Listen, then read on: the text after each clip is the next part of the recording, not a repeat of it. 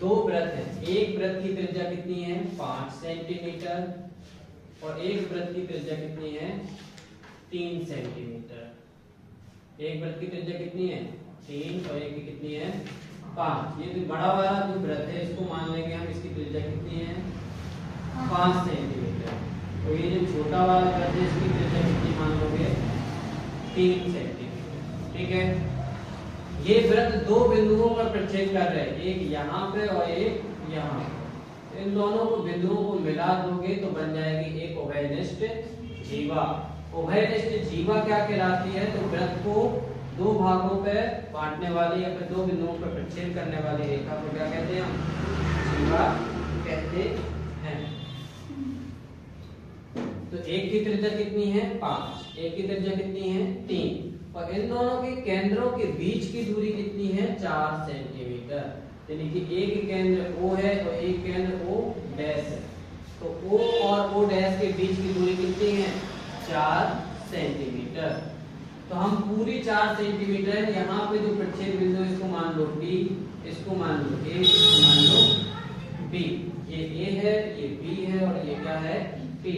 इसका केंद्र क्या है O, इसका केंद्र कितना है O डैश।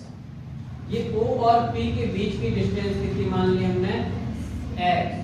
तो ये टोटल कितनी है 4।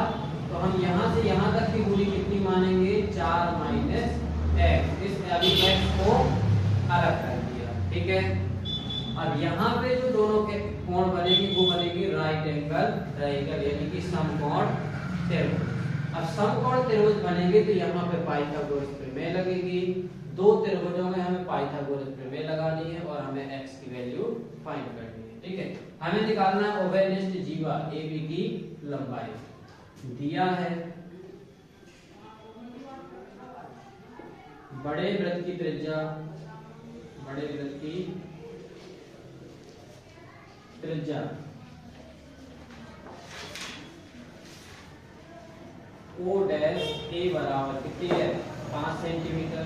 O डैश A क्या है बड़ी वृत्त की त्रिज्या। छोटे वृत्त की त्रिज्या कितनी है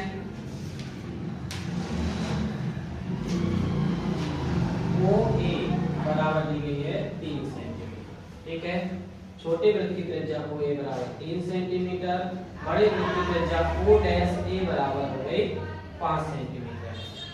ज्ञात करना है,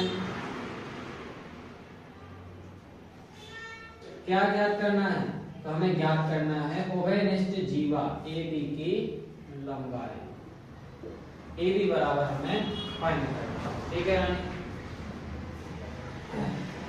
बढ़ते हैं। तो सबसे पहले इस वाली त्रिभुज में ले लेंगे। कौन सा त्रिभुज, इस त्रिभुज का नाम क्या है APO डैश में, त्रिभुज APO डैश में पाइथागोरस प्रमेय से। तो ये समकोण है, समकोण के सामने वाली भुजा क्या कहलाती है कर्ण, ये लंब और ये आधार। तो पाइथागोरस प्रमेय क्या है कर्ण स्क्वायर बराबर लंब स्क्वायर प्लस आधार स्क्वायर। तो कर्ण हो जाएगा O डैश A का स्क्वायर बराबर AP का स्क्वायर और प्लस O डैश P का स्क्वायर। क्लियर, ये लंब हो गया और ये आधार हो गया। O डैश A कितना है, O डैश A बराबर है 5। इसकी जगह पे क्या रख दोगे 5 का स्क्वायर। AP पता नहीं है। O डैश P कितना है, O डैश से P तक की लेंथ 4 माइनस x है। कितनी x 4 माइनस x का स्क्वायर। 5 का स्क्वायर कितना होता 25 बराबर AP स्क्वायर प्लस यहाँ पे क्या करोगे, यहाँ पे लगाओगे a माइनस बी का होल स्क्वायर। तो a माइनस बी का होल स्क्वायर क्या होता है a square plus b square minus 2ab। यानी कि 4 का स्क्वायर कितना 16 प्लस x का स्क्वायर कितना x square minus 2ab। 2a कितना है 4 और b कितना है x। गुणा कर लो तो 2 चौको 8x। कितना लिख दोगे 8x। क्लियर ना, हमें इस साइड AP स्क्वायर बस रखना है और इन तीनों नंबर को इस साइड ट्रांसफर कर देना, भेज देना। तो 25, इन सब की साइन चेंज हो जाएंगे। प्लस का 16 है तो माइनस में 16, प्लस का x स्क्वायर है तो माइनस में x स्क्वायर, माइनस का 8x है तो इस साइड आ जाएगा प्लस का 8x। यहाँ पे क्या बचेगा AP का स्क्वायर। 25 में से 16 घटा तो कितने बचे 9 minus x square plus 8x बराबर क्या हो जाएगा AP का स्क्वायर। इसको मान लो इक्वेशन 5। ठीक है। जस्ट इसी प्रकार दूसरे वाले त्रिभुज, कौन से त्रिभुज में, तो APO में, कौन से त्रिभुज में APO में, तो OA क्या है एक कर्ण है, कर्ण बराबर लंब और प्लस आधार का स्क्वायर। कर्ण कितना है इसका 3, तो 3 का स्क्वायर, AP का स्क्वायर, OP कितना है x, तो क्या लिख दोगे x का स्क्वायर। 3 का स्क्वायर कितना होता 9, x का स्क्वायर कितना होता x स्क्वायर। इसको इस साइड लिया तो क्या हो जाएगा माइनस, तो 9 माइनस एक्स स्क्वायर बराबर AP का स्क्वायर। ये हो जाएगा समीकरण 2। यहाँ तक क्लियर है कि नहीं है। सबसे पहले इस वाले त्रिभुज को लिया तो ये निकाल लिया, दूसरी साइड का त्रिभुज लिया ये निकाल लिया। ठीक है। दोनों में AP स्क्वायर कॉमन है कि नहीं, यहाँ भी AP स्क्वायर है और यहाँ पे भी AP स्क्वायर है।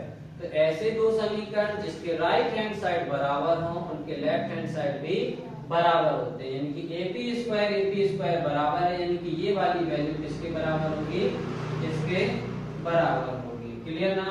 तो यहाँ पे लिख दोगे समीकरण 1 व 2 से, समीकरण 1 व 2 से, समीकरण 1 व 2 से क्या हो जाएगा, इसके ऊपर में ये रखना है क्या 9 minus x square plus 8x बराबर क्या हो जाएगा 9 माइनस एक्स स्क्वायर। ठीक है ना।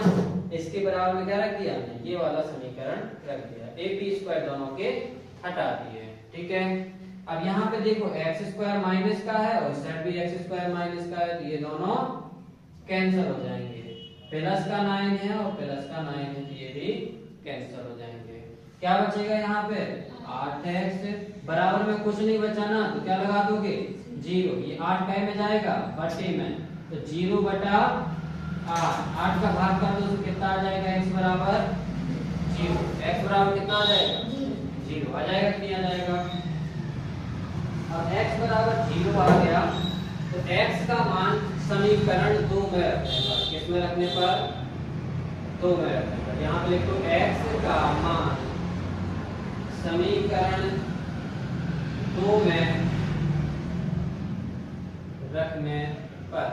तो समीकरण 2 कहाँ है, नीचे लिखा हुआ है समीकरण 2।